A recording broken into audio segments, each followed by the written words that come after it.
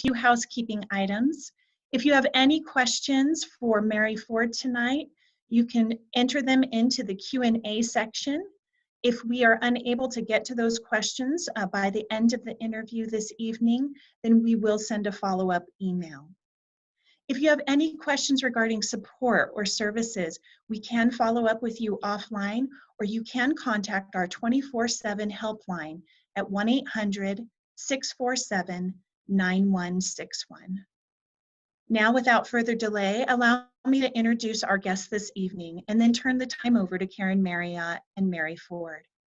Karen has served as a Peace House board member for over 3 years, as our Thrive campaign chair, and most recently, our 25th anniversary committee chairperson. She has dedicated her time and talents to learning about, reconnecting with, and sharing our Peace House history. Mary Ford served with the Park City Police Department as an officer and detective for over 30 years. Mary was an early board member of Peace House, and she was also an early founding member of what was then the Domestic Peace Task Force. Please welcome Karen and Mary.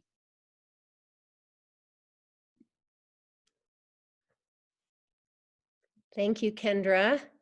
Hi, Mary. Hi, Karen. Thank you so much for being with us tonight. It's been so fun to get to know you over the last few months. I call you for more information and more details. Right. So thank you. Sure. Nice to meet you too. Let's just jump right into it. You moved to Park City in 1983, moved from Connecticut. And you started working with the Park City Police Department, which Kendra said you were with for 30 years. And I know you told me you started as a patrol officer from about 83 to 86 and around that time. And that was before our Peace House, the first shelter in Summit and Wasatch County, started in 1995. So you were a police officer taking domestic violence calls. Yes. What was that like without the resources that we have now? I mean, what was it like without the resources? Well, it was hard. Like you said, we didn't have the resources.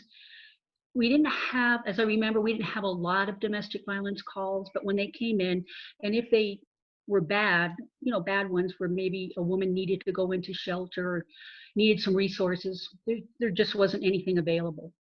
And a lot of the times, if we called down to Salt Lake City, to the Y, they didn't have room. They didn't have availability. I was involved in one day, one afternoon. For some reason, I remember it was a Sunday afternoon, and believe it or not, back in those days, we were worked by ourselves on a shift. And I had a very bad case, and a woman did need to go into shelter. She had 2 babies, they were twins, and 2 other young children.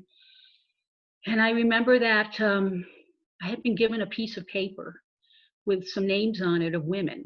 And the first name on top of that list was Evelyn Richards.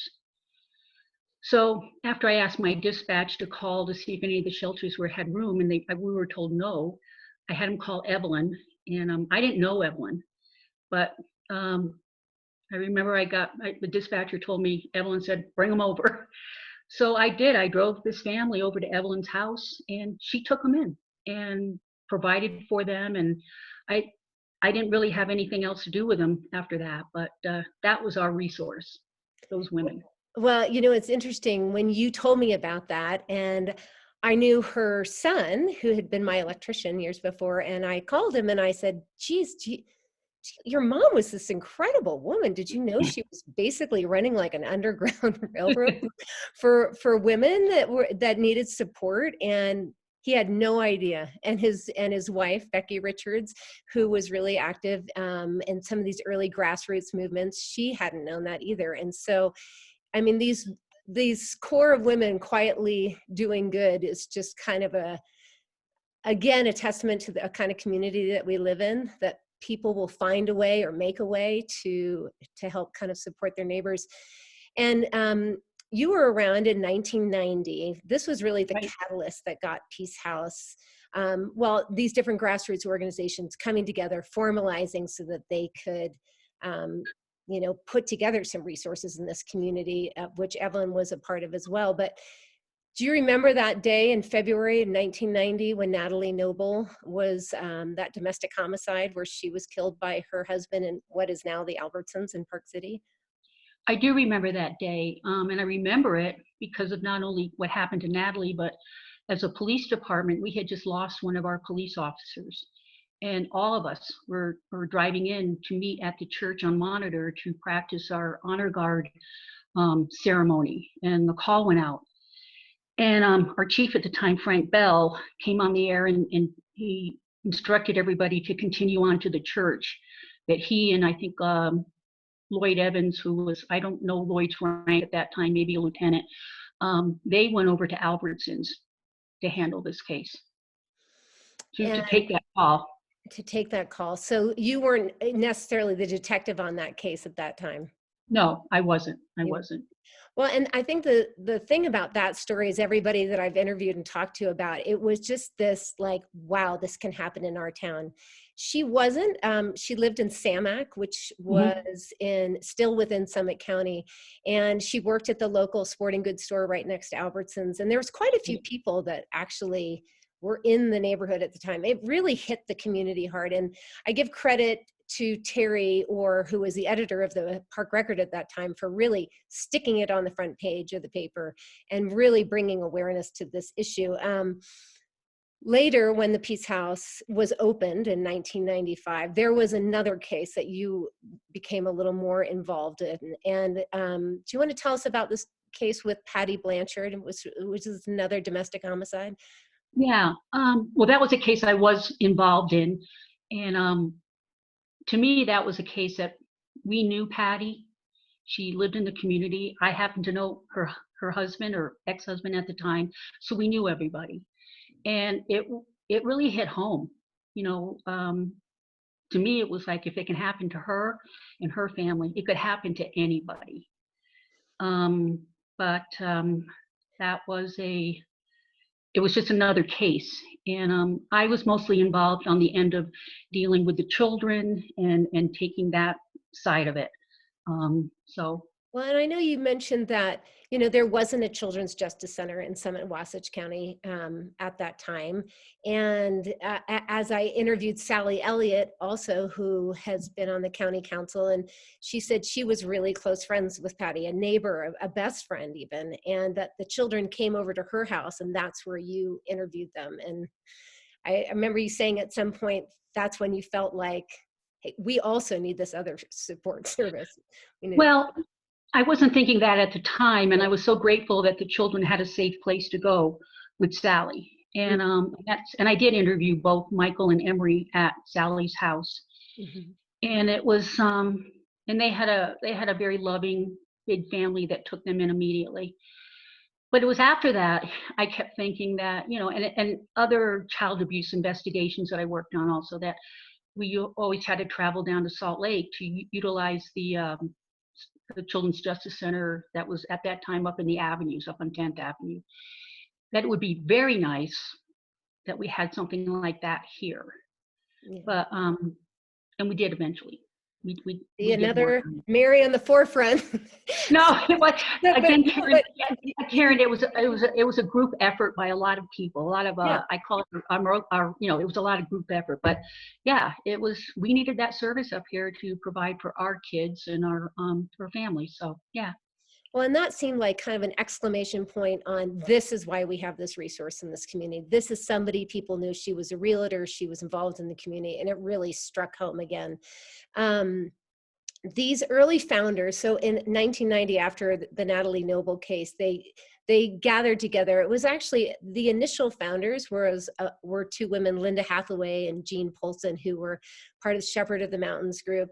And they were meeting at St. Mary's, which was at the top of Main Street, because they didn't have their own church building yet. And this group with Evelyn, who was a staunch Catholic and also was at St. Mary's, that this group of almost church ladies, you know, quiet but a powerful force, clearly, with the work that Evelyn had been doing, gathered together and really included the community and invited them to come and become aware of domestic violence. It really had been in the shadows. And I mean, you had mentioned to me before, maybe you weren't getting a lot of calls because people weren't calling the police. You know, it was a Yeah. domestic I, issue.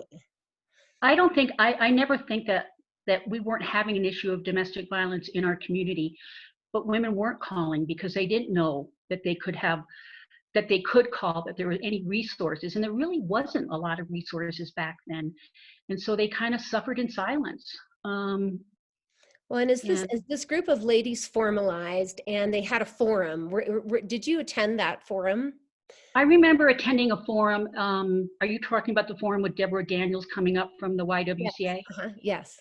Yes, I attended it as a, just to, as a, mostly as a representative from the police department. Because I think very early on, I was allowed to run with this by my chief of police then, Frank Bell, that we wanted to participate in this moving program to Mhm. develop programs and resources for women that were involved in these in domestic violence situations. Well, and just so you know, when I interviewed Frank Bell, he said, Mary is the reason that we made such progress. I did tell her to run with it, and she ran with it. And Lloyd Evans also said he received a lot of support from Frank Bell to really get support behind what this group was doing. And around that same time, in 1994, the Violence Against Women Act was signed. And I know you said that helped change how things were working in the police department, maybe more protocols, more policies. There was definitely, it was the time was right and ripe, and everybody was ready to take action, it sounds like. Yeah, up until that time, I think Park City Police Department did the best job they could, which was it was a good job. But after the VAWA Act was passed, it formalized things. We changed our policies and procedures, and the officers were given more direct, guidance on how to handle these calls. Well, Of and domestic. um, as so all this is happening around the same time as Bob Wells had found land and funding and helped build our first shelter, which was called Peace House. I mean, we keep referring to Domestic Peace Task Force was the name of the group of women that they became incorporated in 92. They became a nonprofit in 93. They started holding board meetings. You were an early board member with Linda Barber, who was from the Park City Counseling Institute. She was running that. And Jean Polson, as we were opening up the shelter, she had already started kind of a victim advocate program. And you want to talk a little bit about Jean, because not many people knew Jean. And she's definitely one of the heroes of our Jean was she was an angel. I met her through this group of women, and yes, she started her own, she was a volunteer victim advocate. And she would show up we could call her out. As I think back on this right now, we always talk about the pager, and I think that was something that Lloyd Evans made happen, that she was given a pager. And officers could call her, or the dispatch center, I guess, could call her and tell her we needed her out on a scene. And she'd show up night or day. And I remember she drove a little red Miata. She would just show up. And she would handle that end of it to let the officers do what they needed to do if there was a suspect on scene, or a crime scene that maybe needed to be processed or something like that. And then Jean started the process of them, writing their protective orders. She'd pick them up probably the next day later, drive them over to court. And that's when we used to have to go over to Colville to make their first court appearance. And for a hearing to implement that protective order, correct? Right. Mm-hmm. Right. And I used to get nervous sometimes with her driving that canyon. I used to call it from Park City over to Colville. Mm-hmm. It can be a little desolate. Mm-hmm. And we had some scary guys. Some of these guys were kind of scary. So I used to kind of follow her over, make sure she got over there safe. Mm-hmm. I'd sit in the back of the courtroom with her, or with them while they were doing it, and then I'd follow them home and make sure they got home safe. Because I was concerned, especially after the hearings, that maybe some of these guys would not. That's a scary time for mm-hmm. women going through that process, is getting that protective order, and right after it's served. And but she she was was fearless. yeah, well, that's what I hear. She was a quiet church lady, but don't mess. And Yeah. and I've heard stories of her. She did a lot of these protective orders. There was a woman named Maria Booth who was an early board member, and she did a lot of those protective ordered hearings as a lawyer. She would show up in court and represent the victim. But do you recall the time when she was working as a domestic peace task force individual and ran their own shop to when they moved into the county and became part of the kind of system advocates? Yeah, Maria and I think we got together, and yes, Maria did a lot of work for these women during the court proceedings of it. And we knew Jean was doing a lot of this, and I'm not sure if Jeannie Edens had joined up with her. She's another great lady, had joined up with her at this time, but we really felt that this position of a victim advocate was important and that Jean should be compensated for it. I mean, she was using her own gas, her time, and everything. And so Maria and I talked about it, and we approached at the time Robert Atkins, who's our county attorney, and he knew Jean because he'd seen her in court. And when we told him that we thought that this should be a full-time position. He didn't push back. He agreed, and he probably very soon after that took it to the county commissioners, and yes, they made her a full-time position, and she had a small office space, I guess, over in Prospector. So, but yeah. Yeah. So that was, the Domestic Peace Task Force, which became later known as Peace House in about 2007. They took on the name of their shelter, but they really created that first victim advocacy program. And I just think that's another really interesting thing I wasn't aware of. And now we have our own, if somebody calls the helpline for Peace House, a victim advocate answers the phone. And then the county has their system advocates that support all victims of crime. Oh, excuse. I know. So another thing it seemed that Jean did, and with Jeannie did come on around 1997, and she stayed on at the county after Jean left in 2000. And sadly, Jean was diagnosed with cancer after she left, and she passed away shortly thereafter after she moved to the Dakotas. But, didn't they do a lot of training? I mean, with that VAWA came these new protocols and policies you're talking about, and it established sort of police training. So were there annual trainings, or how? Yes, there's annual trainings, and again, it's mandated by law that police officers have to receive a certain hours every year of domestic violence training. And Jean and Jeannie would come over every year and do our training for us. And I think later on, I think Jeannie brought in maybe some other speakers to be with her. But yes, they pretty much provided our training for domestic violence. Well, and it seemed like everybody was doing 5 million things too, which wants me to go back to when the doors opened. They'd hired an executive director. She was hired in 1994. And then how did that work? There's only one staff person, and now they have a shelter that's full. And how was one person supposed to do that? I know there were a lot of volunteers. Well, tell me about what those early years of when the first Peace House actually opened their doors. I think when we were getting ready to open our doors, people thought that we wouldn't be full, that we wouldn't have clients. We were full almost immediately. And we only had one staff member, and we knew that we could not leave women, and sometimes with their children, overnight to fend for themselves. There were some safety issues. Some of these women that come into shelter, some have their own issues. So until we could get additional staff hired, we took turns, some of us on the board members, spending the night there. I know I spent a few nights there. I know Terry spent a few nights there. And then there were others, but I think we were amazed that we were full so soon. Yeah. And that there was a need in the community for it. Well, and I just think, again, next level board member, hey, we need you to sleep at the shelter and we need to look after things. But I just think that was kind of an interesting part of that history. As I went back and read through the park records, Terry was trying to solicit some more money so they could help hire more staff.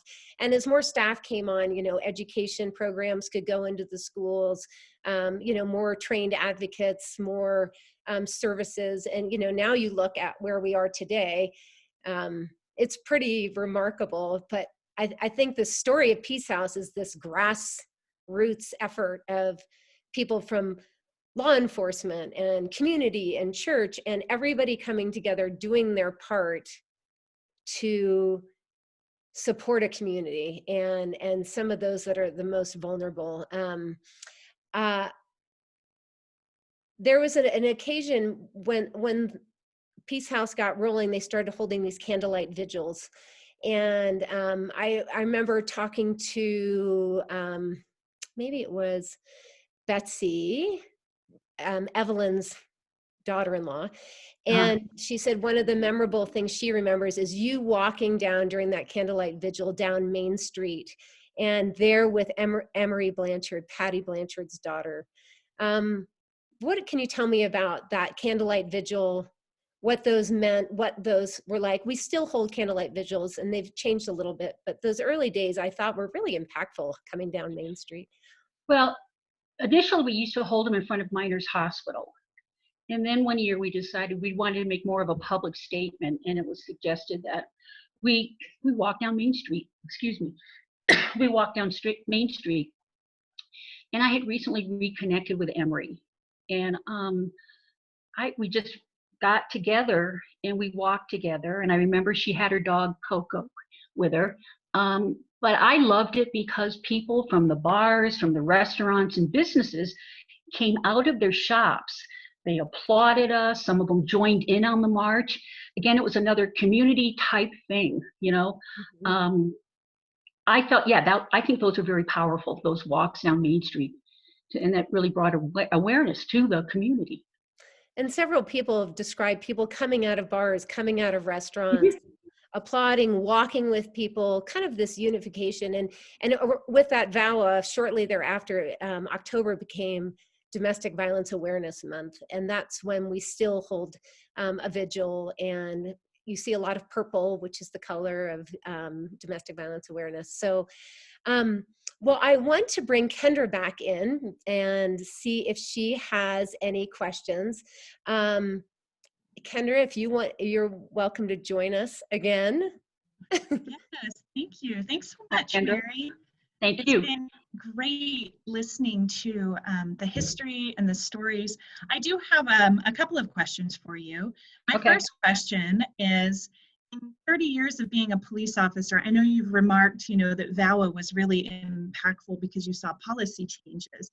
But is there any other one change that you found that was most significant in your work responding to domestic violence victims? Wow. I think I can't remember one thing other than, the homicides. I want to say that back in that era, it was known around that we didn't have a lot of homicides in Park City. And it was pretty sad that the two that we had were both domestic violence related ones.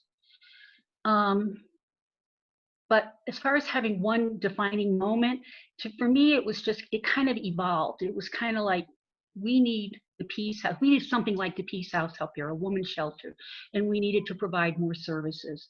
And, I'm proud to say that the police department from day one, and especially under the guidance of Frank Bell, I think he saw that it was a serious issue. And that's why he allowed me, Lloyd Evans, to kind of run with it and do what needed to be done. So he was very much on board from the beginning of all of this.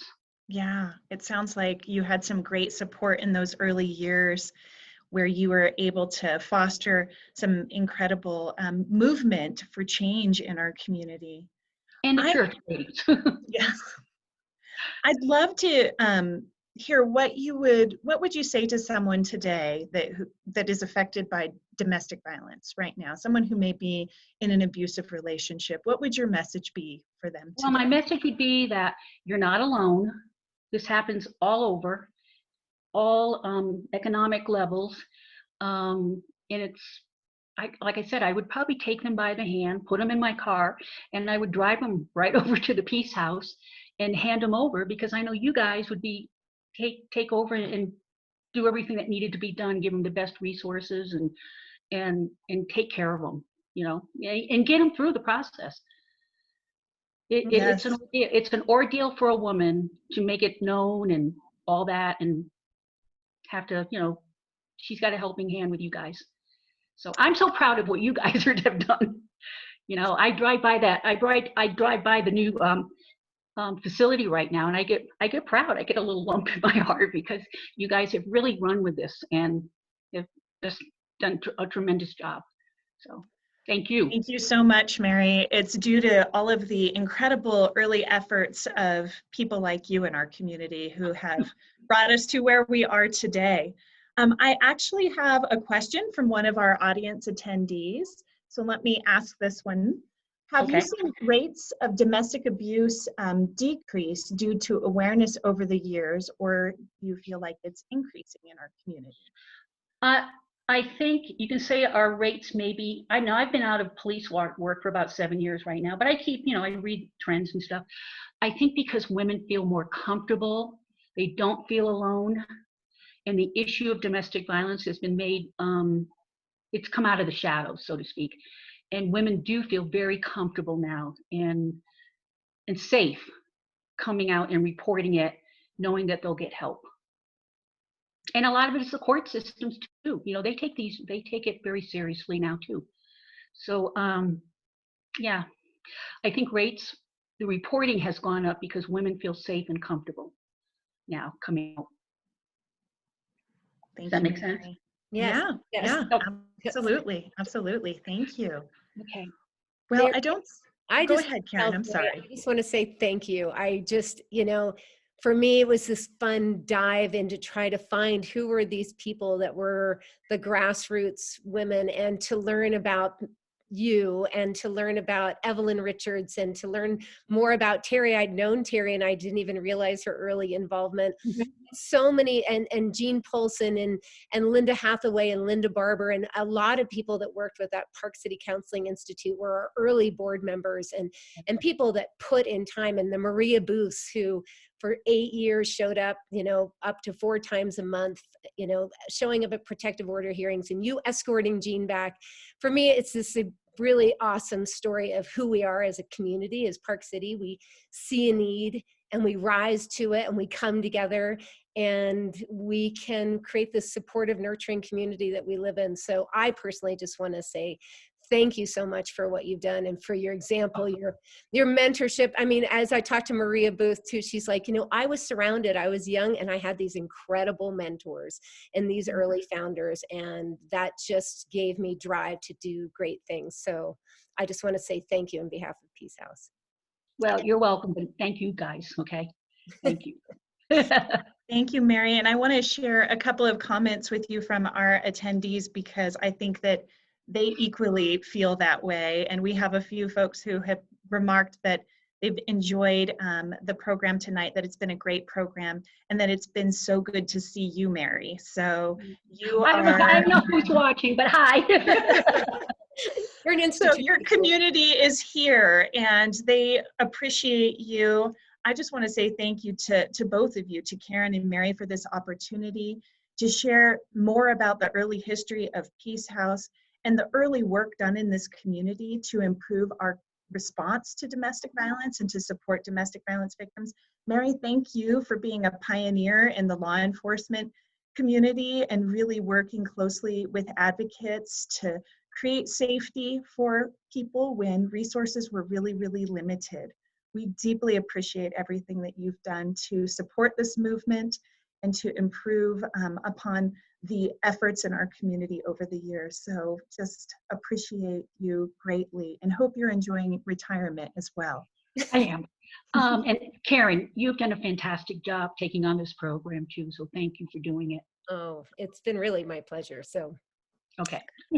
And we'd like to say thank you to everyone who's attended this evening. We really appreciate you joining us. And we'd like to remind you again, if you or someone you know is unsafe or feeling that they need some help, please reach out to our 24-hour helpline at 1-800-647-9161. Thank you, everyone. We really appreciate you joining us this evening. Take care. Good night. Good night. Good night. Mhm.